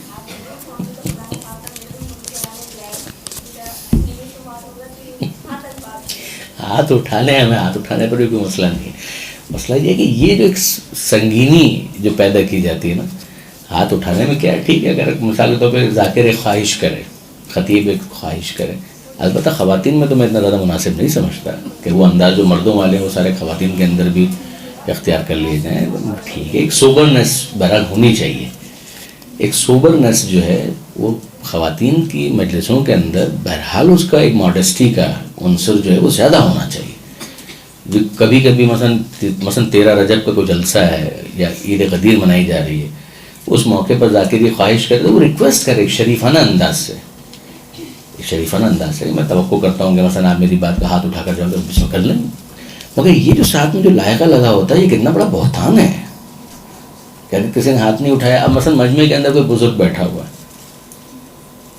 کوئی خاتون بیٹھی اور ایجڈ ہیں، آپ کیا توقع کرتے ہیں؟ اسے ہاتھ بیچاری کا کھانے کے لیے نہیں اٹھتا ہے، آپ اس کے لیے نعرہ توقع کر رہے ہیں کہ وہ نعرہ لگاتے ہوئے ہاتھ اٹھائیں گے؟ جاتی ہے یہ آپ کے دل میں بے چینی کیوں پیدا ہو رہی ہے؟ وہ ذاکر نہ نبی ہے نہ امام ہے، اس کے اوپر کوئی وحی نازل ہو رہی ہے یا وہ کوئی لوح محفوظ کو مطالعہ کر کے یہ بول رہی ہے کہ یہ جو ہاتھ نہیں اٹھائے گا وہ ایسا ہو جائے گا؟ یہ جاتی ہے، نہیں کرنا چاہیے۔ آپ لوگ خود ماشاء اللہ ذاکرات ہیں، آپ اس کا خیال رکھیں تو انشاءاللہ خود ہی وہ چیز آہستہ آہستہ ختم ہو جائے گی۔ حدیث پڑھتے ہوئے، بہت اچھا سوال ہے، اگرچہ ہمارے موضوع سے متعلق نہیں ہے لیکن کوئی حرج نہیں، بات ہو سکتی ہے۔ حدیث پڑھتے ہوئے فضائل سے مصائب پر کس طرح سے آئیں، اب تک کس طرح سے آتے تھے؟ جی بیسیکلی میں آپ سرچ کروں اس کو کہتے ہیں گریز یا ربط مصائب. گریز کرنا اور ربط مصائب، بات کو مربوط کرنا. اس پر آپ کی انٹیلیجنس بہت کاؤنٹ کرتی ہے کہ آپ خود کتنے انٹیلیجنٹ ہیں، آپ خود کتنے اس کے اندر حاضر دماغ ہیں. یا تو آپ نے پہلے سے اس کے اوپر سوچا ہے کہ آج کی مجلس کے اندر مجھے اس طرح سے بات کو مربوط کرنا ہے، یا اسی وقت آپ کے ذہن کے اندر یہ چیز آئے کہ اس طرح سے اس کو مربوط کیا جا سکتا ہے. اب میں آپ کو ایک مثال دیتا ہوں. علامہ سعید علی نقوی صاحب ایک مرتبہ مجلس پڑھ رہے تھے، موجود ہے، ریکارڈڈ موجود ہے، لکھی ہوئی بھی موجود ہے. غدیر کا ذکر کر رہے تھے اور مجلس جو ہے وہ اپنے عروج پر تھی کہ پیغمبر کے ہاتھوں پر علی بلند ہے، پیغمبر کے ہاتھوں پر علی.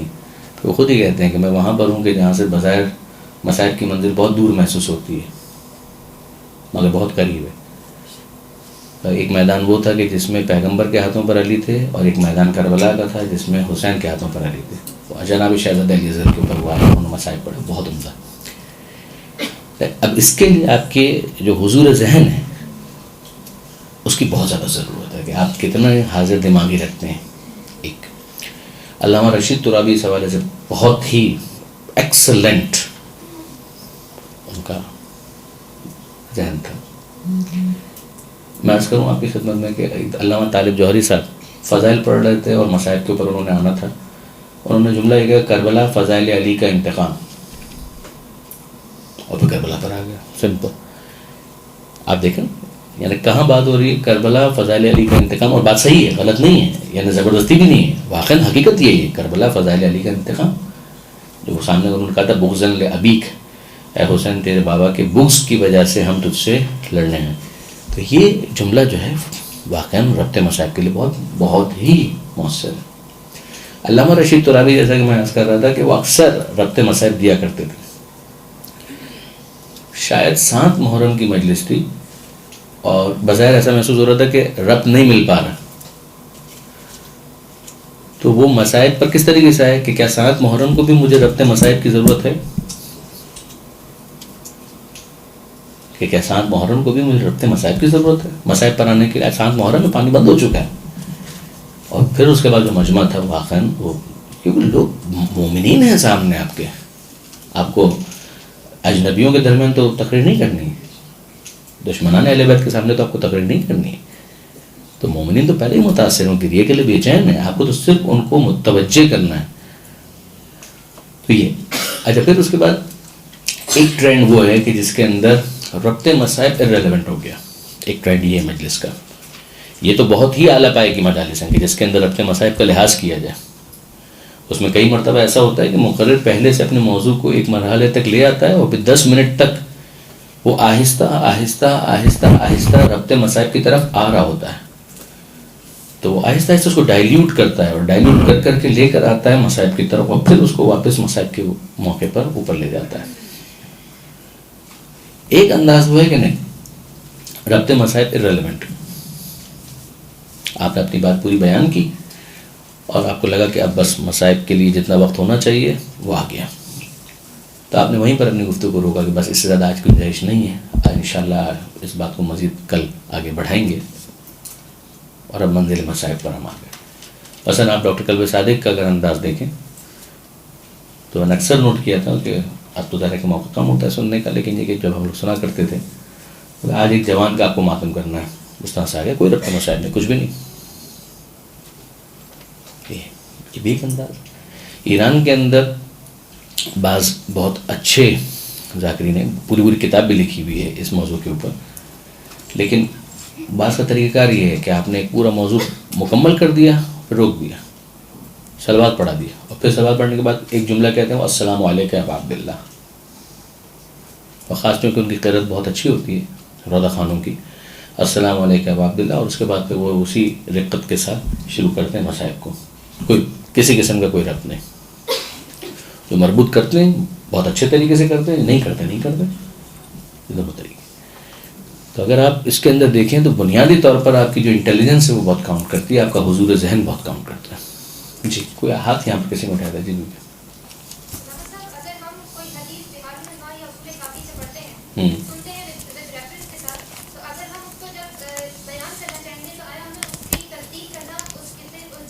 کتاب سے ضروری ہے، کیونکہ اگر اصول کافی کی بات کی جائے تو اگر ہم اسے بہت مستند کتاب سمجھیں تو میں نے کچھ حدیث وہاں پر ایسی دیکھی ہے جس میں شبہات پیدا ہوتے ہیں. جی تو آپ بھی بتائیں کہ اس کو کس طریقے سے سپورٹ کیا جائے اگر اصول کافی سے اٹھاتے ہیں کوئی حدیث. جی اور دوسرا میرا ایک سوال سر کہ جلوس اعلیٰ میں خواتین کی شمولیت کے بارے میں بتائیں. تشریف رکھیں. آپ کسی بھی کتاب سے اگر پڑھ رہے ہیں تو اتنا تو آپ کو بہرحال خیال رکھنا ہے کہ جو آپ پڑھ رہے ہیں وہ ایسا ہونا چاہیے کہ جس سے اہل بیت کے بارے میں جو آپ کے سامعین کے ذہن میں تقدس پر مبنی ایک تصور موجود ہے اس کو ڈسٹرب نہیں ہونا چاہیے. چاہے آپ کوئی حدیث پڑھیں، چاہے آپ کوئی فضائل کی روایت پڑھیں، چاہے آپ کوئی مصائب کی روایت پڑھیں، کتابوں کے اندر آپ کو رد و یابس سب مل جائے گا، صحیح بھی مل جائے گا، غلط بھی مل جائے گا. یا تو آپ کا مطالعہ واقعاً اتنا اچھا ہو کہ جس کے بعد آپ نے اساتذہ سے اتنا سیکھا ہو کہ جس کے بعد آپ اس کے اندر تمیز کر سکیں، ورنہ پھر زیادہ بہتر یہ کہ ایسی کوئی چیز آپ کو پیش کرنا ہے تو اس میں آپ اساتذہ اور علماء کا اتباع کریں، یا تو خود نگاہ امتیاز پیدا کریں یا آپ ڈسٹنگوش کر سکیں. اور اگر ایسا نہیں کر سکتے ہیں تو پھر میرا مشورہ یہ ہے کہ جو اساتذہ یا علماء کام کر چکے ہیں، بہت کام کر چکے ہیں، پھر آپ اس کا اتباع کریں. اس کے اندر آپ بالکل صحیح کہہ رہے ہیں، الکافی کے اندر بھی آپ کو بعض ایسی چیزیں مل جائیں گی جو قابل اعتراض ہیں، قابل گرفت ہیں. بہار کے اندر بھی آپ کو بہار تو ہے انسائکلوپیڈیا، اس کے اندر تو ہے. خود علامہ مجلسی نے کوئی دعویٰ نہیں کیا کہ جتنی روایتیں وہ سب کی سب صحیح ہیں. وہ ایک کمپائلیشن ہے، ایک جمعآوری ہے، اس کے اندر صحیح غلط سب ہے.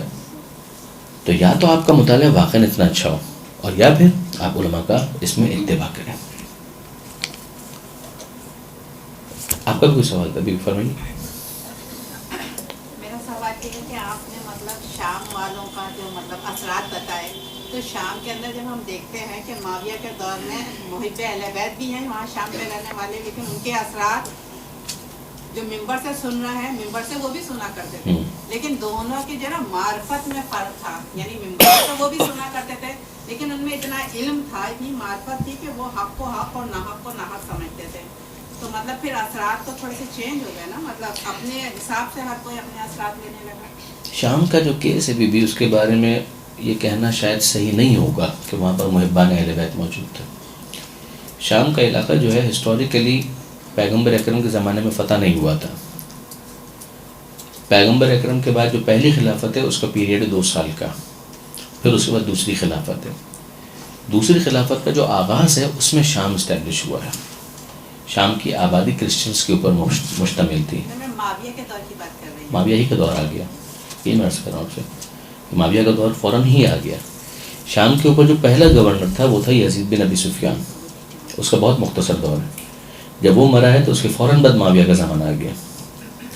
یزید بن ابی سفیان یہ معاویہ کا بیٹا نہیں، معاویہ کا بھائی تھا یزید بن ابی سفیان. یزید بن ابی سفیان کی بات کر رہا ہوں، یزید بن معاویہ کی بات نہیں کر رہا. یزید بن ابی سفیان وہ بہت مختصر عرصہ تو مر گیا، پھر اس کے بعد معاویہ اسی کا بھائی جو ہے اس کو گورنر بنایا گیا. تو یہ حضرت عمر کے زمانے میں یہ لوگ وہاں پر گورنر تھے. آبادی جو وہاں کی لوکل آبادی تھی وہ کرسچنس کی آبادی تھی، اور یہ ظاہر ہے کہ جیسے ہی وہاں پر مسلمانوں نے قبضہ کیا تو ان کو زبردستی مسلمان بنایا. اب یہ جو مسلمان بنے ہیں ان کے سامنے اسلام کی وہی تصویر آئی ہے جو معاویہ نے پیش کی ہے. تو آپ بے فکر رہیں، معاویہ نے پہلے دن سے لے کر آخری دن تک کبھی علی کے فضائل نہیں پڑھے. وہاں پر محبان اہل بیت کا کوئی گروہ نہیں تھا. وہاں پر جو پہلی سگنیفیکنٹ جو تبدیلی لانے کی کوشش کی ہے وہ جناب ابو ذر نے کی ہے تیسری خلافت کے زمانے میں. جب تیسری خلافت میں حضرت ابو ذر غفاری کو مدینے سے جلا وطن کیا گیا اور وہ شام ان کو بھیجا گیا تھا، تو امیر شام کو وہ کرٹیسائز کرتے تھے. اور پھر آپ جانتے ہیں کہ اس موقع پر پھر امیر شام نے واپس ان کو مدینہ بھیجا. یہ جناب ابو ذر کا جو وہاں پر زمانہ گزرا ہے تھوڑا سا، اس زمانے میں ایک گروپ بہت مختصر سا وہ آل محمد کے ماننے والوں کا پیدا ہوا، وہ کچھ انٹروڈیوس ہوئے. ورنہ جو شام کی جو آبادی ہے 90% سے بھی زیادہ یہ ان افراد پر مشتمل ہے کہ جو اہل بیت کو نہ فقط یہ کہ پہچانتے نہیں ہیں بلکہ جو ان کے پاس ہم نے پہچانے وہ بڑی نیگیٹو ہے، بڑی منفی ہے. علی کون ہے؟ عرب کا ایک ڈاکو ہے معاذ اللہ.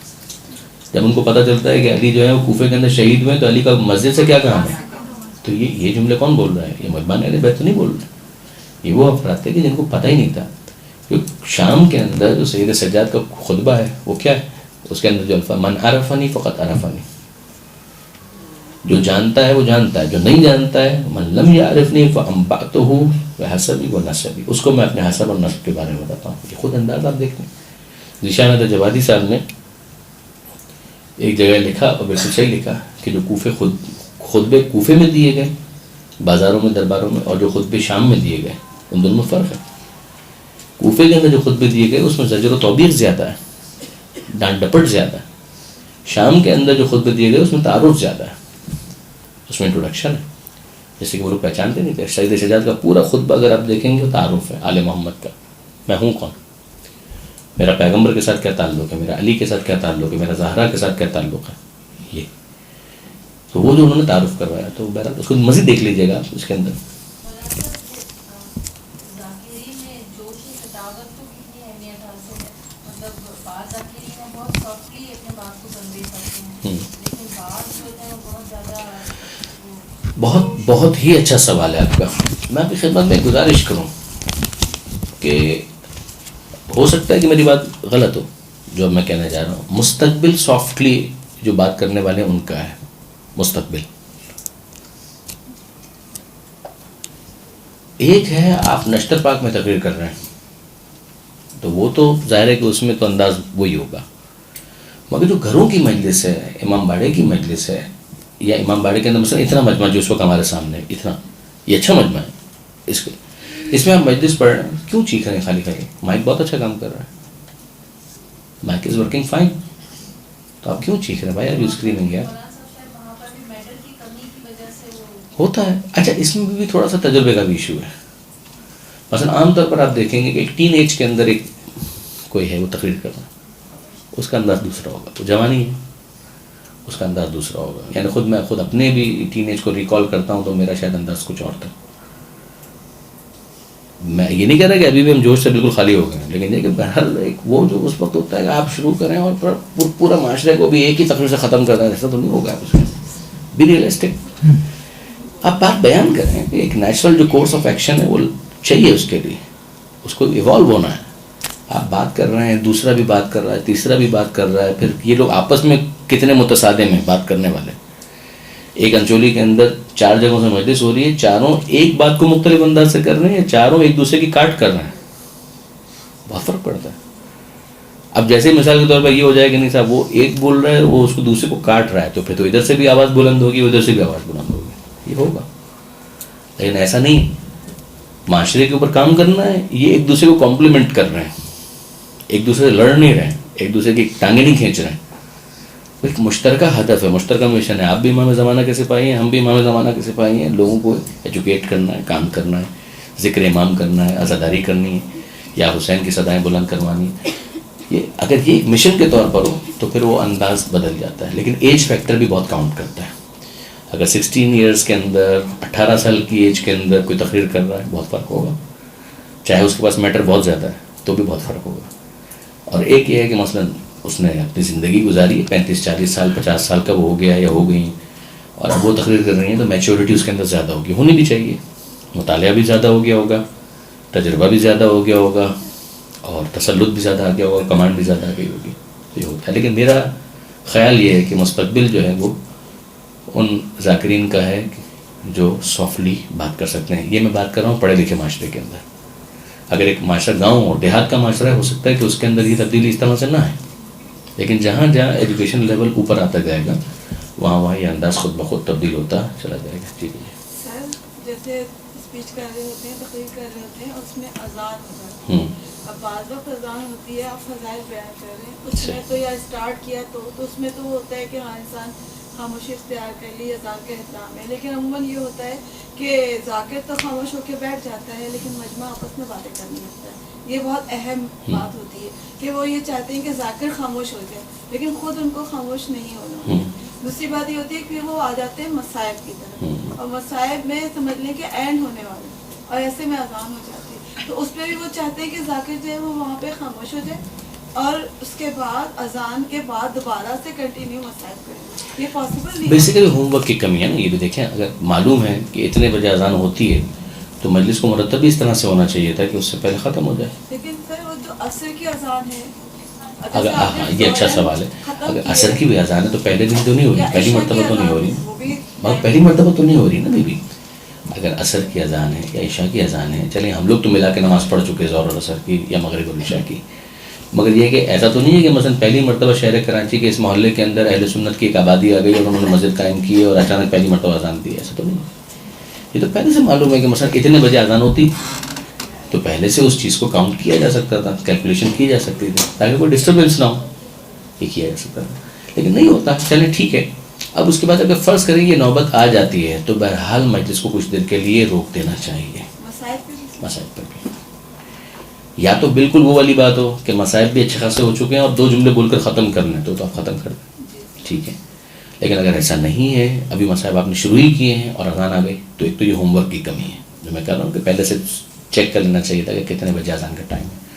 لیکن اگر یہ ہو گیا ہے معاملہ تو پھر رک جائیے, اذان کمپلیٹ ہو جائے گی 2 منٹ کے اندر, 3 منٹ کے اندر. اب فرض کیجیے کہ 3 اذانیں آ رہی ہیں, ایک ختم ہوئی, دوسری شروع ہوئی, دوسری ختم ہوئی, تیسری, وہ تو پھر ایک اذان آپ نے سمبولک ایک رسپیکٹ آپ کو دینی تھی, وہ آپ نے دے دی. ان کے کہ وہ چاہتے امام جو تھے وہ دربار میں تھے اور 7 اذانیں ہوئی, امام نے ان 7 اذانوں کا انتظار کیا, خاموش رہے. چوتھے امام قید میں تھے, نہیں یعنی کہ جب دربار میں اذان ان کے خطبے پہ اذان کروائی گئی, وہ تو روکنے کے لیے کی گئی, روکنے کے لیے کی گئی, تو وہ کہتے ہیں کہ وہ ان نے 7 اذانوں پہ اپنے آپ کو اس وقت خاموش رکھا. یہ بھی شاید مبالغہ آ رہا ہے زیادہ, اس لیے کہ اشہد ان محمد رسول اللہ جب کہا تھا تو چوتھے امام نے روک دیا تھا, کہا تھا کہ خطیب مؤذن رک جا, اور بھائی یزید کی طرف خطاب کیا تھا. تو بہرحال ٹھیک ہے. لیکن یہ کہ بنیادی بات جو ہے وہ میں نے آپ سے عرض کی کہ ایک علامتی ایک احترام ہے کہ جو اس موقع پر اس کا اظہار ہونا چاہیے.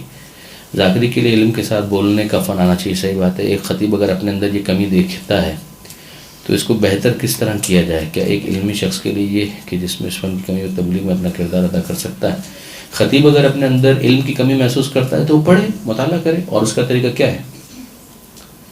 اگر فرض کیجیے وٹامن ڈی کی کمی ہے تو آپ وٹامن ڈی والی جو چیزیں ہیں اس کو آپ کھانا شروع کریں. اگر آپ سمجھتے ہیں کہ آپ کے وٹامن سی کی کمی ہے تو کینو کھائیے, اورنج کھائیے. بالکل اسی طریقے سے اگر فرض کیجیے علم کی کمی محسوس ہوتی ہے تو پڑھنا شروع کریں, یا جو پڑھے لکھے افراد ہیں ان کی تقریریں سننا شروع کریں, تو اس سے ڈیفینیٹلی جو ہے ایک امپرومنٹ آنا شروع ہو جاتی ہے. مثلاً تو بولنا شروع کریں. تمرین دیکھیں, practice makes a man perfect نا. اور کیا طریقہ کار ہے اس کے لیے؟ وہی ہے وہ جو گفتگو اور تقریر کا فن جو میں نے گزارش کی وہ کتاب ہے, اچھی کتاب ہے. اسی طرح سے ہوتا یہ ہے کہ جیسے کہ 5-10 ایسے افراد کہ جو ذاکری کا شوق رکھتے ہیں وہ بیٹھ جائیں اور ایک ایک کرسی پر بیٹھے 10-10 منٹ بولے, زیادہ نہیں 10-10 منٹ بولے. اور پھر انہی میں سے اگر کوئی سینئر ہے تو وہ ان کو جج کرے اور ان کے اوپر کچھ باتیں کریں کہ دیکھیں آپ کے اندر یہ کمی ہے, آپ کے اندر یہ اچھا ہے, اس کو مزید بہتر کیا جا سکتا ہے, اس کو زیادہ توجہ کی ضرورت ہے, یہ بات کریں. اس کے اوپر ایک دوسرے سے بھی ڈسکس کریں کہ بھائی یہ تقریر کیسی لگی. ایک بات میں آپ سے عرض کروں, شاید آپ کو عجیب لگے, نہیں عجیب کیوں لگے گی, آپ تو ماشاء اللہ خود ذاکر آتے ہیں. اپنی تقریر خود ریکارڈ کریں. آج کل تو یہ گیجٹس ڈیوائسز آپ کے پاس ہیں, آپ جیب میں رکھیں, اپنی تقریر خود ریکارڈ کریں اور پھر بعد میں اپنی تقریر خود سنیں. آپ خود اپنے آپ کو جتنا زیادہ بہتر جج کر سکتے ہیں کوئی دوسرا جج نہیں کر سکتا. اگر آپ کے اندر ایک بنیادی سینس ہے اسپیچ کے حوالے سے تو آپ اپنے آپ کو خود جتنا اچھا جج کر سکیں گے, اسیس کر سکیں گے, کوئی دوسرا اتنا اچھا اسیس نہیں کر سکے گا.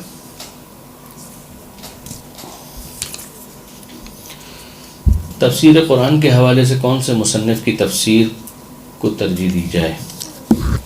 اگر آپ ترجمہ پڑھنا چاہتے ہیں تو علامہ ذیشان درجوادی کا ترجمہ انوار القرآن. اگر آپ تفسیر میں داخل ہونا چاہتے ہیں تو علامہ سید علی نقی نقطن صاحب فصل الخطاب جو 7 جلدوں پر ہے.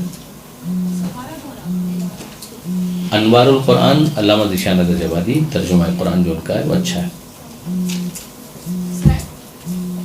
اگر آپ تفسیر میں داخل ہونا چاہتے ہیں تو نقن صاحب علامہ سید علی نقی صاحب کی کتاب فصل الخطاب جو 7 جلدوں میں ہے, اسی کا ایک ورژن آیا ہے 3 جلدوں والا, وہ بالکل بیکار ہے, بہت غلطی ہے. تو 3 جلدوں والا میں بالکل ریکمینڈ نہیں کرتا. 7 جلدوں والا جو ہے سیٹ وہ اگر آپ لیں تو بہت اچھا ہے. پھر اس کے بعد اگر آپ فضائل والی روایات خاص طور پہ تفسیر کے حوالے سے دیکھنا چاہتی ہیں تو انوار النجف حسین بخش جاڑا صاحب، علامہ حسین بخش جاڑا صاحب، انوار النجف. آغا صاحب جی سر. ایک خاتون نے ایک مذاکرہ نے یہ مجلس پڑھی کہ بیوی اس کو مکمل تو ہونے دیں جو آپ کو ممبر سے پہلے تو گریا شروع نہیں ہوگا، ایک منٹ میں اس کو مکمل کر لوں. انوار النجف علامہ حسین بخش جاڑا صاحب. اور اگر آپ بہت تفصیل میں جانا چاہتے ہیں بخش جاڑا پنجاب کے ہیں، کتاب بہت اچھی ہے، بہت بڑا عالم ہے نو ڈاؤٹ. علامہ حسین بخش جاڑا انوار النجف، یہ انٹرنیٹ پر بھی موجود ہے. بی بی علامہ حسین بخش جاڑا، جاڑا آیا دھوم مچاتا، وہی والا جاڑا، ٹھیک ہے جی. علامہ حسین بخش جاڑا بہت بڑے عالم تھے، واقعی بہت بڑے عالم تھے، کوئی شک نہیں. پھر اس کے بعد اگر آپ بہت زیادہ تفصیل میں جانا چاہتے ہیں تو پھر تفسیر نمونہ علامہ آیت اللہ ناصر مکارم شیرازی، تفسیر نمونہ، ٹھیک ہے. تفسیر نمونہ میں بہرحال جو بر صغیر کی بعض چیزیں ہیں، جو حساسیتیں ہیں، ان کا خیال نہیں رکھا گیا، لہٰذا کچھ پرابلمز ہوتی ہیں. مگر آپ اگر وہاں تک پہنچ گئے تو پھر خود ہی ان چیزوں کو جج کر لیں گے. جی اب فرمائیے. یہ مذاکرہ نے یہ رمضان کا تھا، رمضان چل رہے تھے اور ہمیں روزے میں تھے سب لوگ پہلے سے بیٹھے ایکسکیوز تھے. می. تو انہوں نے یہ بیان کیا ممبر سے بیٹھ کے کہ امام سجاد علیہ السلام جب پانی آیا وضو کے لیے تو مولانا نے اتنا گریا کیا کہ پانی مذاق ہو گیا، یعنی وضو کرنے کے قابل نہیں رہا، اور یہاں تک کہ نماز کا وقت ختم ہو گیا اور مولا گریا کرتے رہے. تو یہ کتنی بڑی تہمت ہے میرے اس امام کے لیے جس کو سید الساجدین کہا گیا ہے، زین العابدین کہا گیا ہے، عبادتوں کی زینت کہا گیا ہے، اور سب کے سب روزے میں تھے. اتنی بڑی بات انہوں نے کہی، تو ہم اس بات کو کس طرح سے بیان کریں کہ بس اس کے اندر جو غلط ہے اس کو بیان نہ کریں، باقی سب ٹھیک ہے. وقت پورا ہو گیا اور یعنی یہ تاثر دینا کہ نماز امام کی رہ گئی، یہ غلط ہے. باقی روایت موجود ہے، بالکل صحیح بات ہے کہ پانی آیا اور امام نے اتنا گریا کیا کہ پانی بظاہر یہ تو صحیح نہیں ہے کہ وقت ختم ہو گیا اور امام کی نماز قضا ہو گئی. جی بیوی میں نے یہ عرض کر دیا، بالکل یہ غلط ہے، یہ صحیح نہیں ہے، درست نہیں، اور یہ نہیں بولنا چاہیے، غلط بات ہے، غیر محتاط انداز ہے. جی بیوی فرمائیے.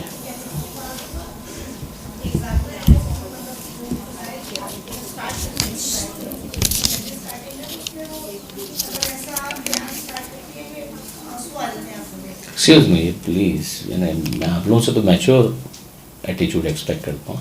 جی وہ فضائل جب اسٹارٹ کرتی ہیں تو مجھے اچھا لگتا ہے ان کا یہ اسٹائل کہ وہ تھوڑا سا نا فضائل کے دوران آنکھوں میں آنسو آ جاتے ہیں کہ اس طرح امام السلام نے ذکر ہے کہ وہ تنہائی کے اندر رو رہے ہو کم ہمارے اندر، اور اس دوران وہ تھوڑا سا کوئی فقہی مسئلہ یا کوئی اخلاقی پہلو اس کو بیان کرتی ہیں، جس میں اکثر مجھے کی آنکھوں میں کافی آنسو آ چکے ہوتی ہیں. وہ نا بی بی زینب السلام علیہ کے پرسہ کے حوالے سے اور فرش کے فضائل کے حوالے سے، اور اس کے درمیان میں وہ بہت ایسی باتیں بھی کہہ دیتی ہیں کہ مطلب ہمیں اپنے آپ کو تیار رکھنا چاہیے اور جو ہماری اخلاقی برائی ہے. تو یہ طریقہ کوئی حرج نہیں، کوئی حرج نہیں، کوئی حرج نہیں. سوال ہمارے پاس لکھا ہوا یہ آیا ہے، لہن میں مصائب پڑھنا کس طرح سیکھ سکتے ہیں؟ یا تو آپ خدا داد صلاحیت کے مالک ہو تو ٹھیک ہے، ادروائز آپ کو بہرحال کسی ایسے ذاکر کی اتباع کرنا ہوگی کہ جو لہن کے اندر بہت اچھے مصائب پڑھتا ہو. مثلا جان علی شاہ کاظمی صاحب بہت اچھا پڑھتے ہیں. اسی طرح سے جو ہمارے جدید پڑھنے والے ہیں ان میں شجاع رضوی صاحب، اگرچہ وہ عالم نہیں ہیں مگر لہن کے اندر مصائب بہت اچھے پڑھتے ہیں، ان کے انداز کو دیکھیں. یہ دو ہو گئے. ایک ہمارے ایک اور دوست ہیں فیاض مطہری صاحب، جو اتنے بھی معروف نہیں ہوئے لیکن یہ کہ بہرحال لہن کے اندر ان بہت اچھا پڑھتے ہیں. اگر آپ فارسی سے واقف ہیں تو فارسی میں تو عام طور پر لہن ہی کے اندر پڑھا جاتا ہے. تو یہ تین نام ہم نے آپ سے عرض کی. جان علی شاہ کاظمی صاحب تو خیر بہت سینئر، بہت پرانے آدمی. شجاع رضوی صاحب جو ابھرتے ہوئے ہمارے دوست، اور اس طرح مولانا فیاض مطہری صاحب، ان کو ذرا دیکھیں تو شاید آپ کو بہتر اندازہ ہو سکے. آج کل کے حالات کے مطابق ذاکرہ کو کن موضوعات کا انتخاب کرنا چاہیے جو معاشرے پر بھی اثر انداز ہو؟ ذاکرات کو فیملی ایشوز جو ہیں اچھی طرح محنت کر کے، سرسری نہیں، اچھی طرح محنت کر کے ان موضوعات کے اوپر گفتگو کرنی چاہیے. مثلا وہ کتابیں جو ان موضوعات پہ لکھی گئی ہیں ان کو ضرور ٹچ کریں، فضائل بیان کریں، اخلاقی باتیں کریں، مگر اس کے اندر ان موضوعات کو ضرور ٹچ کریں. کہ جس سے گھر کے اندر کے جو ماحول کو آپ بہتر بنا سکیں. اس کے بہرحال بچوں کی تربیت وہیں پر ہو رہی ہے, شوہر نے پلٹ کر وہیں پر آنا ہے, سارا ایک ماحول جو ہے وہاں پر ہے. یا ہمارے جو دوست ہیں ڈاکٹر عابد زیدی صاحب کی, ان کی کتاب ہے گھر کو جنت بنانے کے 14 نسخے, وہ اس حوالے سے بہت مفید ہے. آقا ابراہیم امینی کی جو کتاب ہے تربیت کے حوالے سے بہت اچھی کتابیں ہیں. یہ کتابیں جو ہیں ان میں سے آپ بہت میٹر آپ کو ملے گا. پیار سے سمجھائیں, آہستہ آہستہ آرام آرام سے پیار سے, مجلس کے دوران بھی لٹ لے کے پیچھے مت پڑا.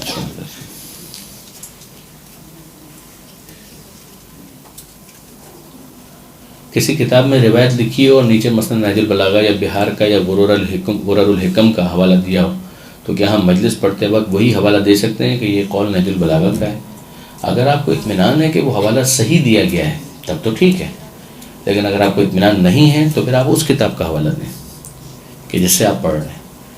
آپ کہیں کہ فلاں کتاب کے اندر یہ حدیث غرر الحکم کے حوالے سے موجود تھی, یا پھر کوئی حوالہ نہ دیں اگر وہ حدیث اپنی جگہ پر کوئی ضرر نہیں رکھتی, یعنی کوئی ایسا مسئلہ نہیں ہے اس کے اندر کہ آپ کو یہ گمان ہو کہ اس سے کوئی نیگیٹو امپیکٹ آ سکتا ہے جو مزید تحقیق کا متقاضی ہے. اگر ہم کسی امام کا واقعہ بتانا چاہتے ہوں مگر امام کا نام یاد نہ آئے تو کیا کریں؟ یہ کہیں کہ کسی امام کا یہ واقعہ ہے, یہ مت کہیں کہ فلاں امام کا واقعہ ہے. آج کل درسی مجلسوں کو زیادہ اہمیت دی جاتی ہے, تو ممبر پہ فضائل سے ہی درس نکال کے کیسے پڑھیں اور یہ زیادہ بہتر ہے؟ اپنی اپنی اہمیت ہے. بہرحال کچھ نہ کچھ فضائل ضرور ہونا چاہیے. فضائل کو نکال دینا تو غلط ہے, میں اس کا خطر خواہی نہیں. فضائل ضرور بیان کرنے چاہیے, اور اگر آپ مثلا مجلس کا آپ کا کوئی بھی موضوع ہے تو آپ اس میں فضائل کے رخ کو نظر انداز نہ کریں. اسی میں سے اگر آپ درس نکال سکیں تو بہت اچھا ہے, درس آپ کا ہے اسی کے اندر سے آپ فضائل بیان کر سکیں بہت اچھا ہے, مگر بہرحال فضائل کچھ نہ کچھ ہونے چاہیے مجلس کے اندر. کیا سیاق و سباق اور بیان کے علاوہ شاعری میں بھی احتیاط بہت ضروری ہے؟ جبکہ شاعری کے بارے میں کہا جاتا ہے کہ شاعری تخیل ہے, بے شک تخیل ہے, مگر تخیل کی بھی کوئی بنیاد ہے, کوئی شک نہیں ہے. تخیل ہے بے شک ہے, تخیل کی بھی کوئی بنیاد ہے. شاعری میں تعلیق ہوتی ہے صحیح ہے, مگر اس کی کوئی بنیاد ہوتی ہے. اگر اس بنیاد ہی کو ختم کر دیا جائے تو پھر ظاہر ہے کہ وہ ایک بے ہنگم شاعری ہوگی, اس کا کوئی ڈھنگ نہیں ہوگا. اگر مجلس ہو رہی ہے اور نماز کا ٹائم ہو جائے تو کیا ہمیں نماز کا حکم دینا چاہیے تمام مومنین کو کہ وہ نماز کو قائم کریں اور ہم بعد میں مجلس کو شروع کریں گے؟ اصولی طور پر تو ہوم ورک کی کمی ہے نا. جب نماز کا ٹائم ہونے والا تھا تو اس سے پہلے مجلس کو کمپلیٹ ہو جانا چاہیے تھا, تاکہ اس قسم کی کوئی تصادم والی بات نہ آ پاتی.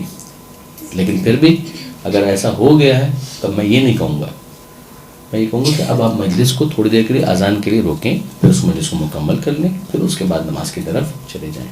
ٹھیک ہے جی.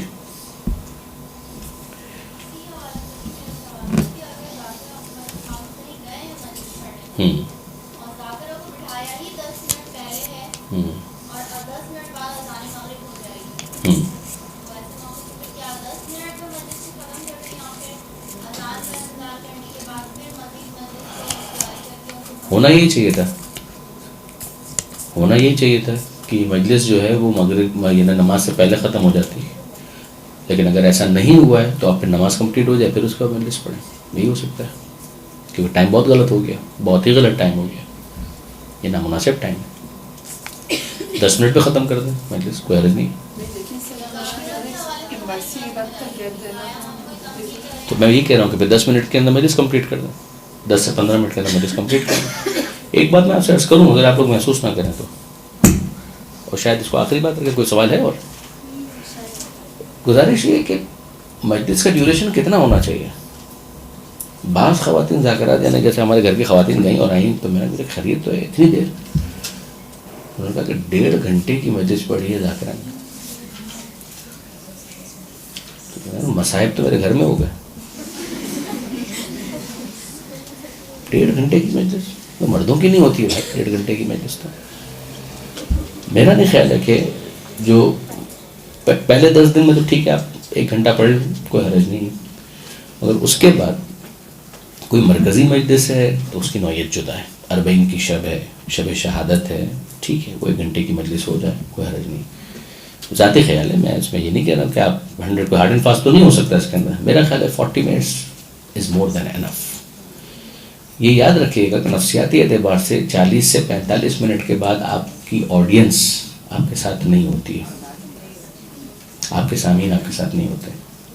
45 منٹ 40 منٹ کے بعد ان کا دھیان کہیں اور ہوتا ہے. آنے دیجیے. تو پھر آپ مجھے شروع کیوں کی پہلے؟ شروع کر دی مغرب کے بعد فرض کریں 7. کچھ تو افراد تھے نا. اب وہ 7 بجے یعنی 15 منٹ کا مرثیہ, پونا گھنٹہ یا 45 منٹ کی مجلس جو ہوئی, اب اس میں جو ذاکر بیٹھا ہوا ہے تو کمرہ بالکل خالی. اب جو پہنچ رہے ہیں مومنات, وہ پہنچ رہی ہے ہارڈلی یعنی جو 10 منٹ کی مجلس ہے, اس کے بعد بھی سوچتی ہے کہ یہ بہت طویل مجلس ہے.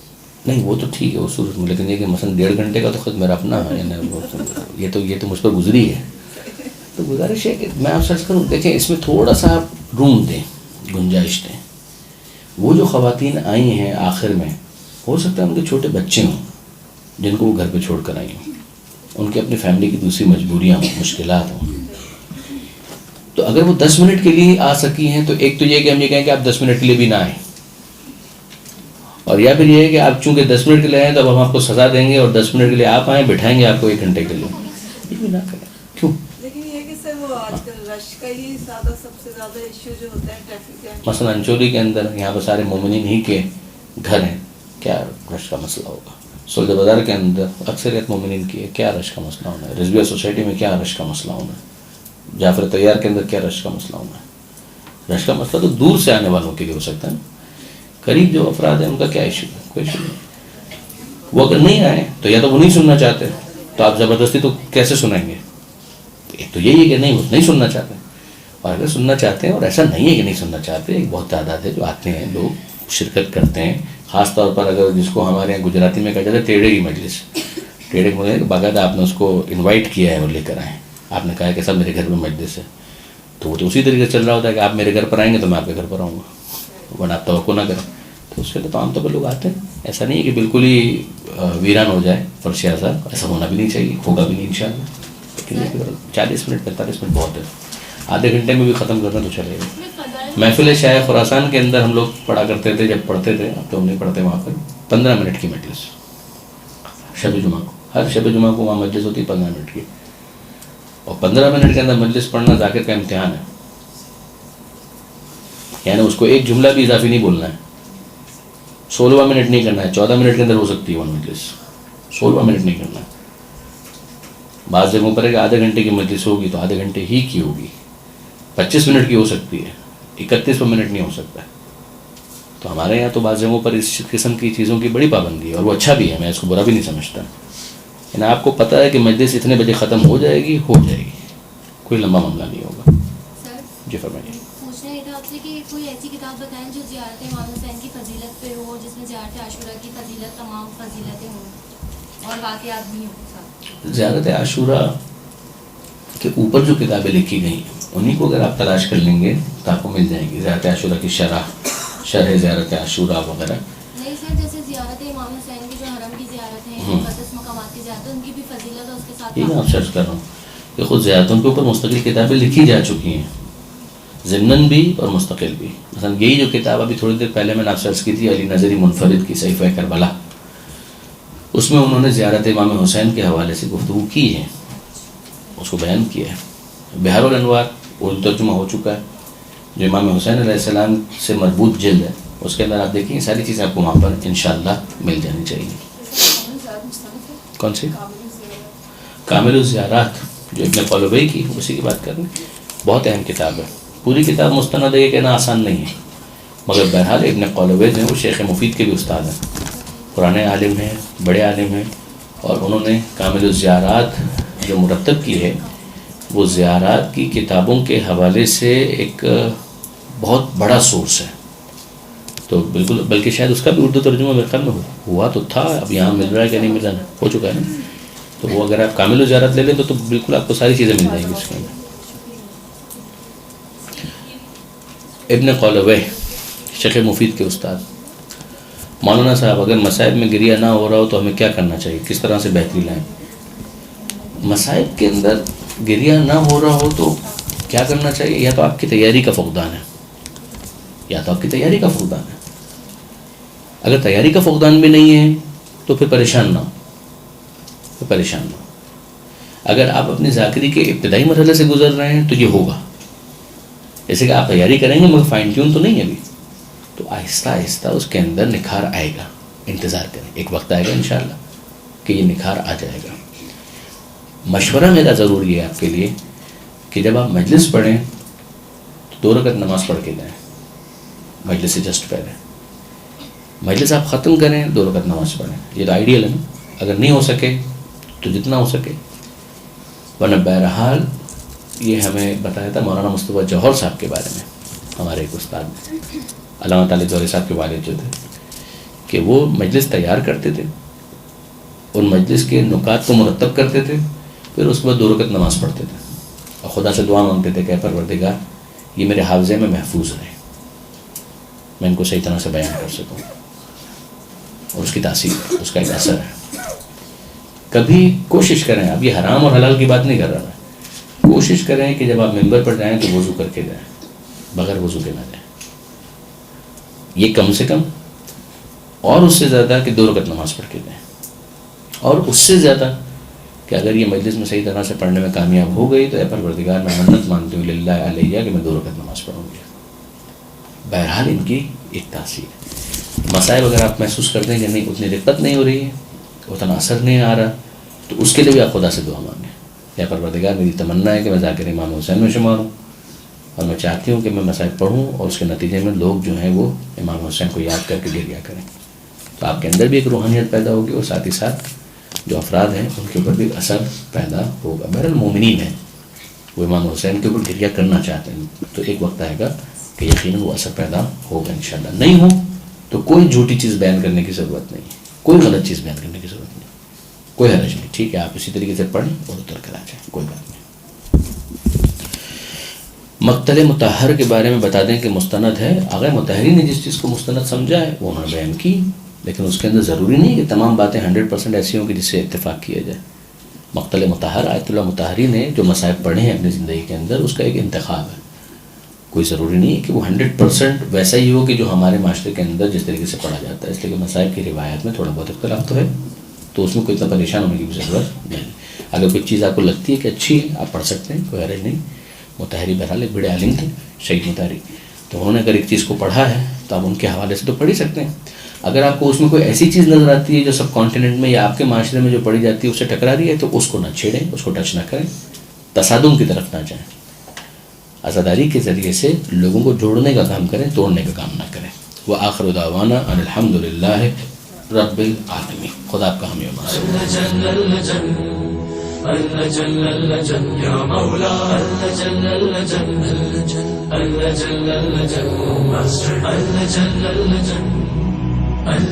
يا صاحب السماء